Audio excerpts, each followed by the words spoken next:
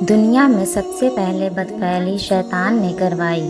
وہ قوم لوط میں خوبصورت لڑکے کی شکل میں آیا اور ان لوگوں کو اپنی جانب مائل کیا، یہاں تک کہ گندا کام کروانے میں کامیاب ہو گیا، اور اس کا ان کو ایسا چسکا لگا کہ اس برے کام کے عادی ہو گئے، اور نوبت یہاں تک آ پہنچی کہ عورتوں کو چھوڑ کر مردوں سے اپنی خواہش پوری کرنے لگے۔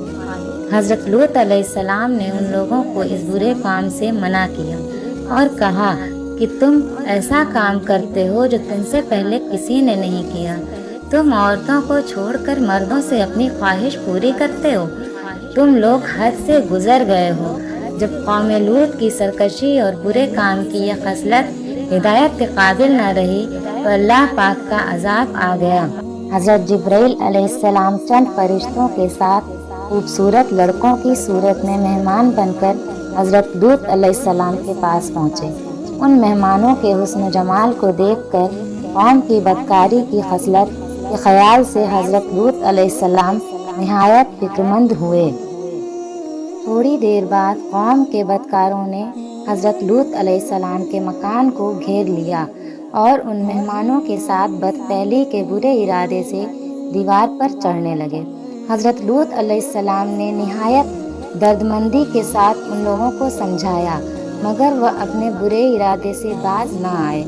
آپ علیہ السلام کو فکرمند اور رنجیدہ دیکھ کر حضرت جبرائیل علیہ السلام نے کہا، اے اللہ کے نبی، آپ غمگین نہ ہوں، ہم فرشتے ہیں اور ان بدکاروں پر اللہ پاک کا عذاب لے کر اترے ہیں، لہٰذا آپ مومنوں اور اپنے گھر والوں کو ساتھ لے کر صبح ہونے سے پہلے پہل اس بستی سے دور نکل جائیں، اور خبردار کوئی شخص پیچھے مڑ کر بستی کی طرف نہ دیکھے، ورنہ وہ بھی اس عذاب میں گرفتار ہو جائے گا۔ حضرت لوط علیہ السلام اپنے گھر والوں اور مومنوں کو ساتھ لے کر بستی سے باہر تشریف لے گئے۔ پھر حضرت جبرائیل علیہ السلام اس شہر کی 5 بستیوں کو اپنے پیروں پر اٹھا کر آسمان کی طرف بلند ہوئے اور کچھ اوپر جا کر ان بستیوں کو زمین پر الٹ دیا۔ پھر ان پر اس طرح زور سے پتھروں کی بارش ہوئی کہ قوم لوط کی لاشوں کے بھی پرکھچے اڑ گئے۔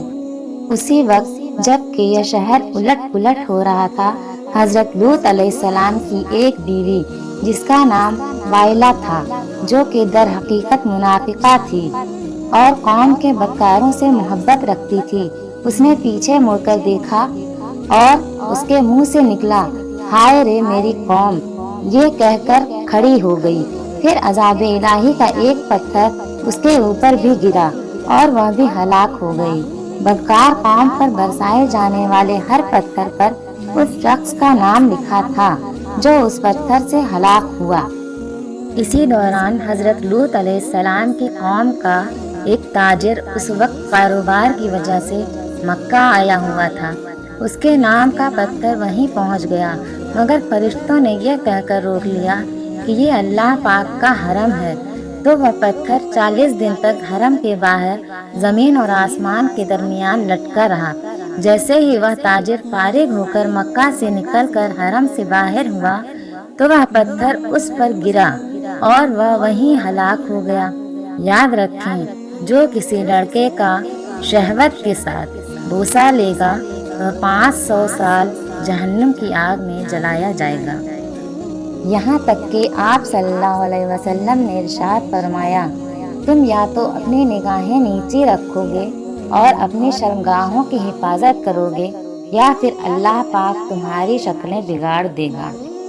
اللہ پاک کی پناہ، خدا را اس آگ سے بچائے۔